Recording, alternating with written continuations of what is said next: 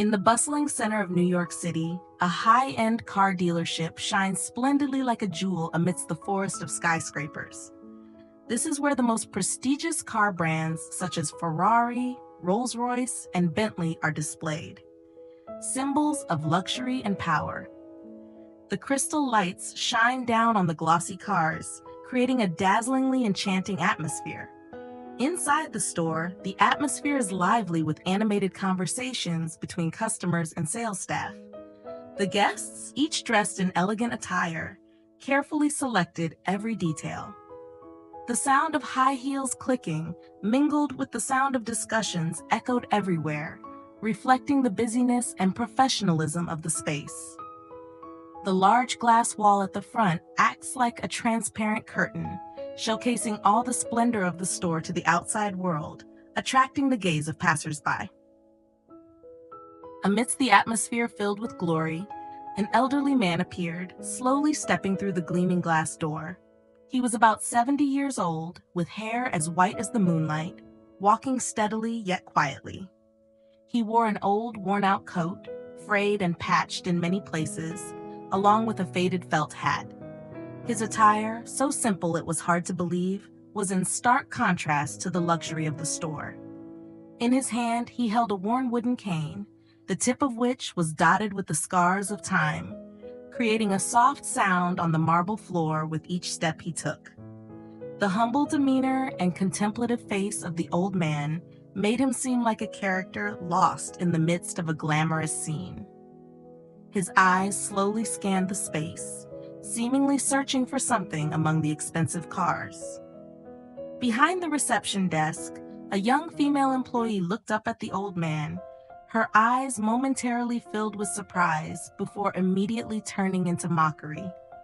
She gently nudged her colleague beside her and whispered, a smirk clearly visible on her face, "Look, this old poor man must have come to the wrong place." The colleague next to him shrugged, stifling a laugh, and whispered back, "Maybe he came in here to avoid the rain?" Even though outside, the blazing sun was still flooding the streets. Both chuckled softly, their eyes mixed with disdain and curiosity, glancing at the old man who was slowly making his way deeper into the store. The old man slowly approached a bright red Ferrari, the car standing out like a gem in a sparkling space. He stopped in front of the car, his gaze lingering on every intricate design detail. After a few seconds of admiring, he turned to a nearby sales associate and asked, his voice deep but clear, "How much is this car?" The employee, a young man dressed in a neat suit, glanced at the old man with an indifferent look. However, instead of responding, he pretended not to hear and continued chatting with another guest, a middle-aged man dressed elegantly, clearly a more potential customer in his eyes. Their conversation was filled with laughter, and the staff didn't bother turning back to the elderly man. Undeterred, he repeated his question, this time with a slightly higher voice, to ensure the staff could hear clearly. I asked, "How much is this Ferrari?" Interrupted, the employee finally turned around, but couldn't hide the annoyance in his eyes. After a brief glance at the old man from head to toe, he broke into a half smile, clearly lacking any goodwill. With a sarcastic tone, he replied, "This car costs over $300,000. Are you planning to pay in cash or by credit card?" The words were like a sharp blade, filled with contempt. The nearby customers, upon hearing the response, turned to look at the old man. Some people covered their mouths to stifle their laughter, their eyes showing a mix of surprise and mockery. The atmosphere in the store seemed heavier in that moment. The old man remained calm. His gaze did not waver in the face of mockery, still intently looking at the employee as if waiting for another answer. Not about the price of the car, but about how he perceives people. The first employee's sarcastic answer had not yet settled when another employee, standing not far away, suddenly intervened. He stepped forward with a confident demeanor, a smile on his face clearly mocking. Looking at the old man from head to toe to make sure he wasn't mistaken, he raised his voice, deliberately so that everyone around could hear. "You must be planning to use a discount coupon to buy this car, right?" The remark made a few nearby customers burst into laughter. Some merely smirked, but their eyes still sparkled with amusement, as if they were watching a comedy show right in this luxurious store. Not stopping there, another employee, older but equally sarcastic, pointed towards the entrance and said in a provocative tone, "There's a junkyard at the end of the street. Why don't you check it out? Who knows? You might find a car that fits your budget." The atmosphere in the store seems to have changed. Instead of the luxury and professionalism reflected in the glass facade, this place is now filled with contempt and sarcasm. The mocking remarks continue to ring out like daggers, aimed at the old man, the only one in this space not dressed flamboyantly, not blending into the surrounding splendor. However, the old man still stood there, quietly and calmly. The old man's face showed no sign of confusion or anger. It seemed that those words did not sway him at all. He merely nodded slightly, his gaze lingering on the bright red Ferrari once more, as if contemplating something very personal beyond the surrounding noise. The silence and calmness of the elder made some people start to feel uneasy, but the employees did not stop. For them, this is an opportunity to showcase humor, although it is built on bitter sarcasm. Amidst the atmosphere filled with sarcasm and mockery, a gentle voice suddenly rang out, breaking the tense atmosphere. A young girl, petite with neatly tied brown hair, stepped out from behind the reception desk.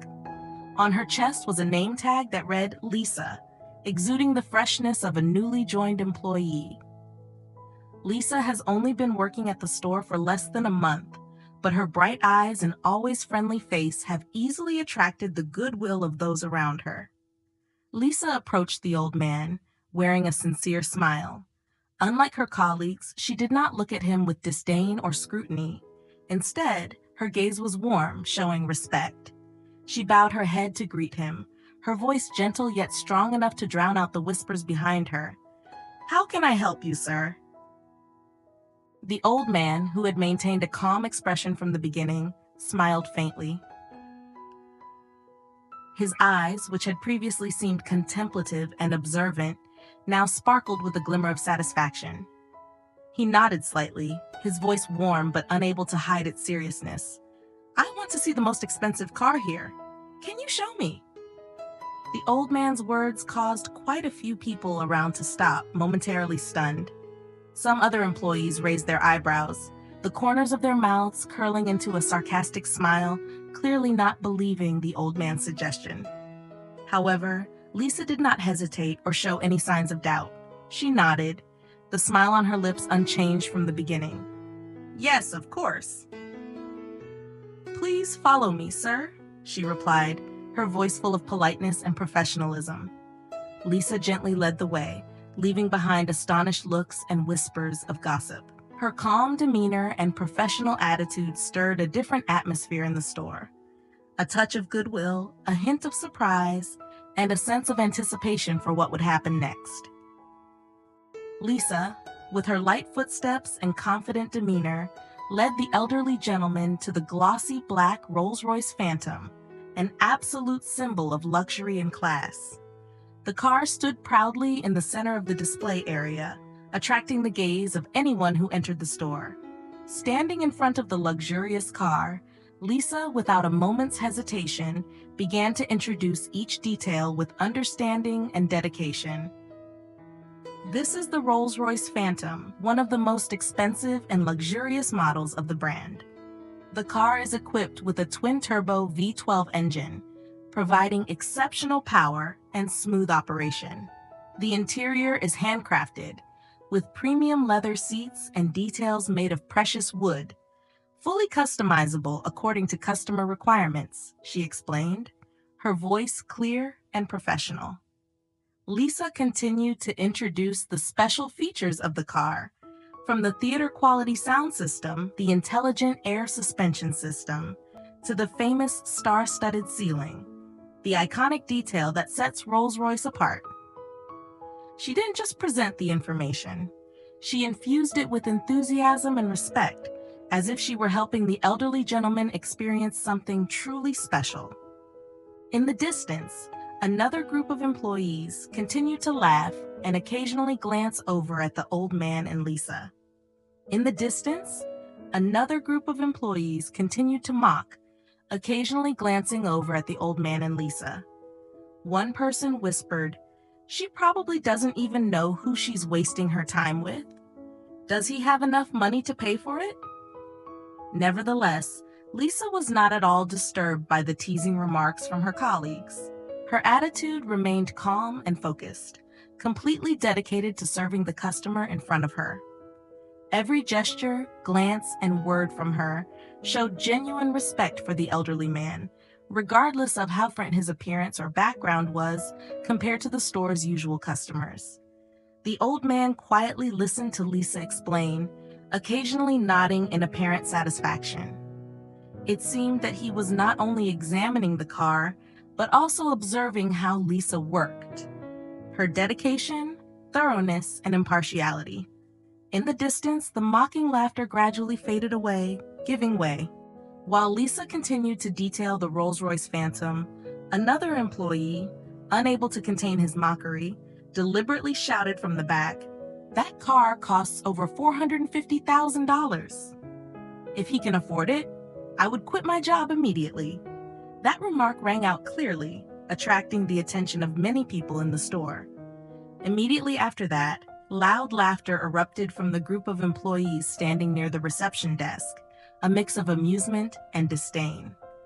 They looked at the old man as if waiting for a surprising reaction, or perhaps embarrassment. Lisa, standing next to the elderly man, briefly blushed at the awkward situation. But she quickly regained her composure, maintaining a professional demeanor like a sturdy wall amidst the gossip. She didn't turn around to respond, nor did she show any sign of annoyance. Instead, Lisa continued to explain to the old man in a gentle voice, fully focused on her work. The old man seemed unconcerned by the laughter around him.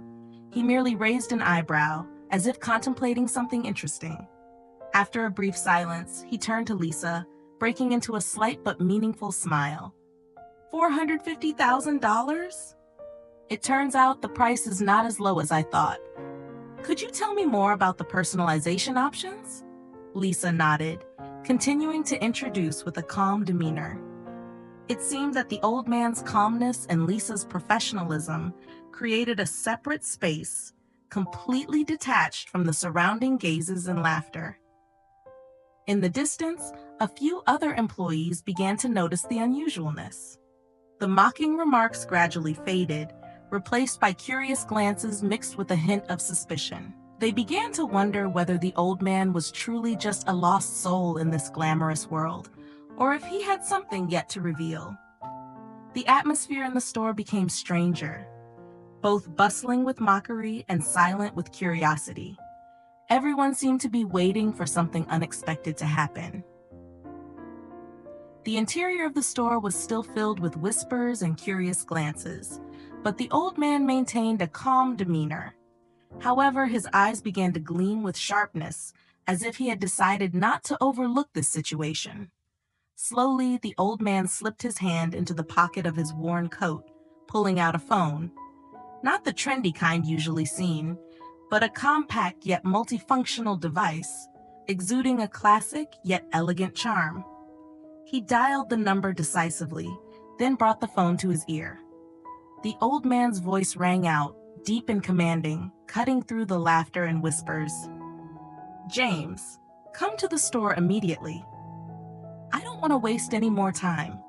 Each word from him came out with certainty and authority, like a command that no one could refuse. In an instant, the entire store fell silent. The employees who were just joking around now all stopped, their eyes filled with astonishment directed towards the old man.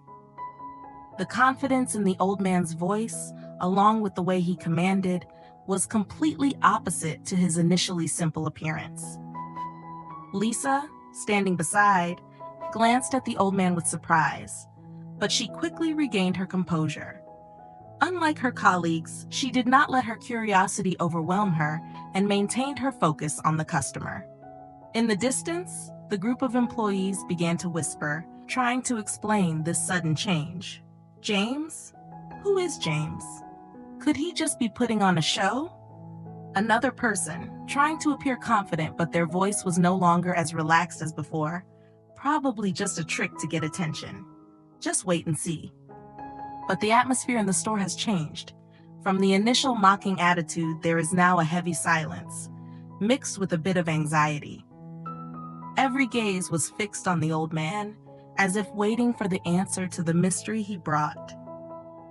Just a few minutes after the call ended, a deep sound echoed from outside the store.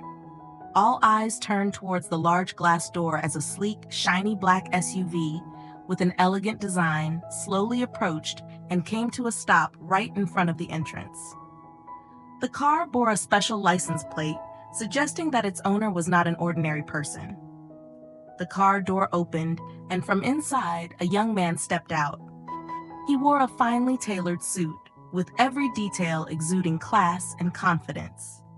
His handsome yet stern face exuded an air of authority, as if he were accustomed to making significant decisions in important situations. He quickly walked towards the store, his sharp gaze sweeping through the interior, immediately silencing the whispers.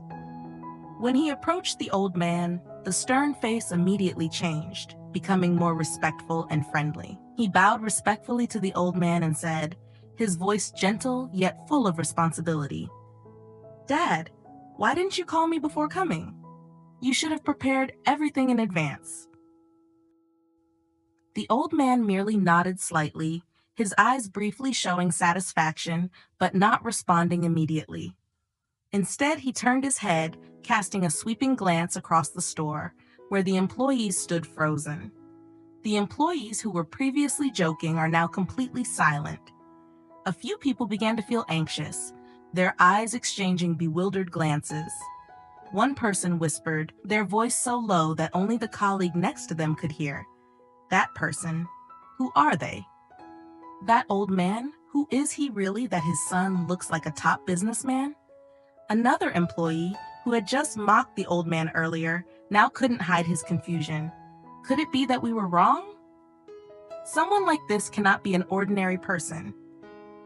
The atmosphere in the store has completely changed. The disdainful glances from before were now replaced with apprehension and nervousness. A few employees began to step back, as if to avoid the gaze of the old man and the young man who had just entered. All the mockery, all the previous disrespectful gestures now became a burden weighing on them, waiting for something to happen. The old man, after a moment of observation, turned around to face the store employees. His gaze was no longer gentle, but became cold and sharp, like someone accustomed to managing and making major decisions. With a deep yet powerful voice, he issued a decisive order, each word like an undeniable command. "Fire all the employees who have disrespected me." Those words rang out like a thunderclap, leaving all the employees in the store stunned. Some people tried to stay calm, but their faces clearly showed fear. Those who had previously laughed and mocked the old man now bowed their heads, not daring to meet his gaze. The son, standing right next to him, nodded in full agreement. He stepped forward, his stern gaze sweeping over all the employees in the store. With an authoritative tone, he said, each word clear and cold, "Anyone who has been rude today will be fired immediately." We do not need people who do not know how to respect customers. The sternness in his voice made the atmosphere heavier than ever. The employees who were once smug now fell silent. No one dared to justify or oppose. After a moment of silence, the old man smiled gently and looked over at Lisa. His gaze softened now, filled with appreciation and satisfaction. He pointed at her and said, his voice full of praise, "And this girl, you did well. I want you to become the sales team leader." Lisa stood still, her eyes wide open in surprise. She couldn't believe those words were meant for her. After a moment of confusion, she bowed deeply, her voice trembling slightly but full of gratitude. "Thank you very much, sir. I will do my best." The other employees now stood silent as statues, their eyes gliding over Lisa with a mix of envy and embarrassment. They realized that it was their own attitude and behavior that had caused them to miss the opportunity, while Lisa, with her professionalism and respect, had been duly recognized. The old man, without saying anything more, just nodded and turned to leave the store, with his son closely following behind. Before leaving, he turned back to glance at the remaining staff, his gaze a profound reminder of an unforgettable lesson in the service industry. Always respect every customer, no matter how they look. The employees who were laid off quietly packed their belongings in a stifling atmosphere. Their faces were ashen, their shoulders weighed down by the burden of regret. The mockery, the disrespectful actions they once committed, now feel like sharp knives cutting back at themselves. No one dares to look directly at the old man or Lisa. One of the employees muttered under his breath as he walked out of the store. Who would have thought he was the chairman of the entire corporation? If I had known beforehand, I wouldn't have acted that way. Those words rang out more like self-reproach than sharing, making the atmosphere even heavier. The arrogance had turned into a costly lesson that they had to pay for with their own work and honor. When the old man was about to leave, he stopped right at the threshold, turned to face everyone in the store, and his gaze swept over each face. His voice rang out, both warm and strong, like a final lesson. Never judge others by their appearance. True success does not come from arrogance, but from kindness and a respectful attitude. Those words seemed to carve deep into the atmosphere, causing everyone in the store, from employees to customers, to fall silent, listen, and reflect. After finishing his speech, the old man stepped into the Rolls-Royce Phantom, the very car he had decided to buy. The car door closed gently, and the car rolled away from the store, leaving behind a silence filled with astonishment and admiration. Lisa stood watching the car drive away, her heart filled with gratitude and determination. For her, this was not just a special workday, but also a valuable lesson for a lifetime. The remaining employees bowed their heads. No one dared to say another word. Everyone understood that today's lesson would forever be an unforgettable memory.